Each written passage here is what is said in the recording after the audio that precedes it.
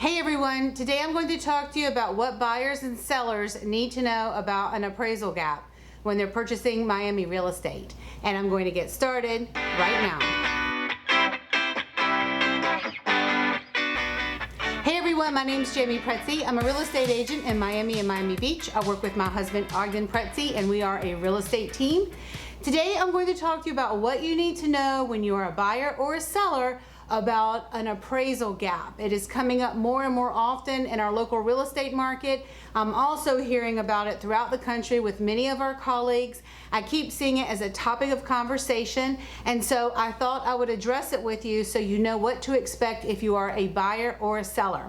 But first, before I get started, if this is your first time here, hit the subscribe button so you never miss another update. I do put out new videos every week. Also, use the link in our information box and download our free guide today. When you register on that page, it will take you to a page on our website, and on that page I have a home buying guide, a relocation guide, and there's also a really good guide about our local real estate market trends on the East Coast of South Florida. I do put out a new guide every single month for the trends, so I hope you find that helpful, and if you ever lose the page, just let me know. Send me an email and I'll be happy to send you the most recent market update.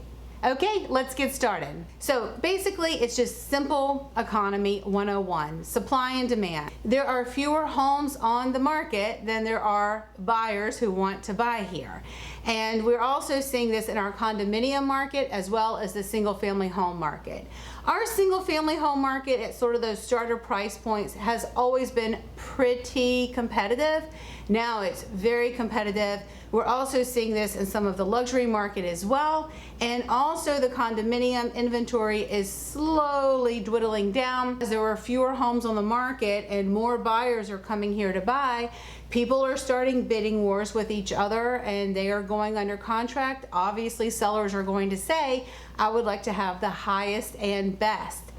The thing is when you go under contract with a buyer and they have given you your highest and best, if they are a buyer who's getting financing, because when a buyer is getting financing, part of that process is the bank will order an appraisal, and that appraiser will come out to the property and they will give their opinion of value. Now, very often appraisers are not giving their opinion of value based on how fast the market is moving right this second. They have to go on historic trends over the last 6 months. And if this new property is setting a record because there were a lot of buyers interested in this property, or maybe that market really just ran out of inventory a couple of months ago and now buyers are paying over what the values are just to get into the property because there's no more inventory, there's a good chance if there was a bidding war that that appraisal may come in lower. So what happens? Well, first, it depends on what your contract says what happens. There's a lot of factors. If you are going under contract on a property and you have put in the highest and best and you think it may come in lower, don't always assume that the seller will agree to the appraised value, because sellers know that there are a lot of other buyers in the pipeline that may come in and pay that price. So the biggest thing for buyers to know is that in this market, buyers are sometimes paying more than the appraised value, not sometimes, a lot of times paying.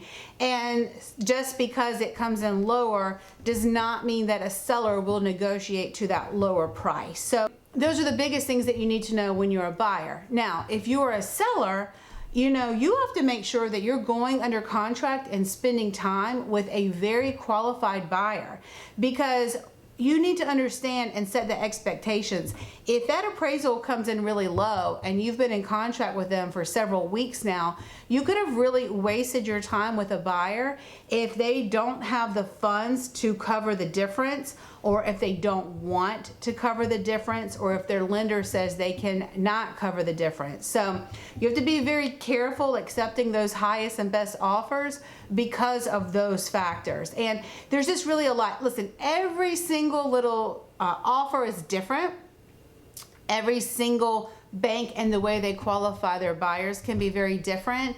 and agents advise their sellers and buyers in different ways. The most important thing to know is that this is coming up. It's not an unusual thing in today's market. If you're a buyer, it's just important to know that, in the past when appraisals came in really low, very often people would negotiate and we could find a way to work it out. Sellers, they have a pretty upper hand in today's market.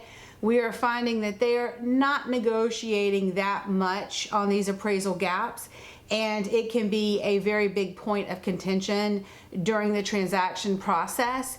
And a lot of times buyers, especially if you're a first-time buyer, buyers are getting advice from other people who say, oh, well, we negotiated that, or when I bought, we did it this way. But this market is a very different market than what we have ever seen, and sellers are not negotiating that much. Now, if you are a seller, you just need to remember, if you accept the highest and best offer and you know that property may appraise a little bit less than what you've gone under contract for, ultimately the contract dictates what happens.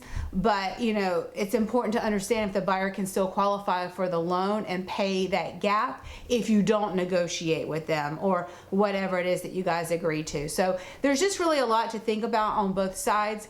It's important to know that we are seeing it happen a lot in today's market. It's not unusual. It's often very annoying and very shocking for many buyers, and it's something that we have to work through. And above all else, just make sure that you are working with a trusted real estate agent and lean in on them for advice so that they can best guide you and give you the information that you need to make. If you're okay with paying what you offered on the property and the property appraises for a little bit less, you just really have to do the numbers and see if it makes sense for you to move forward. And if you're allowed to not move forward, again, everything depends on what your contract says happens with that appraisal.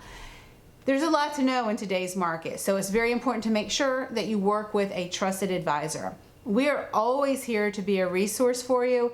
If you need anything, always feel free to reach out to us, and we will see you soon.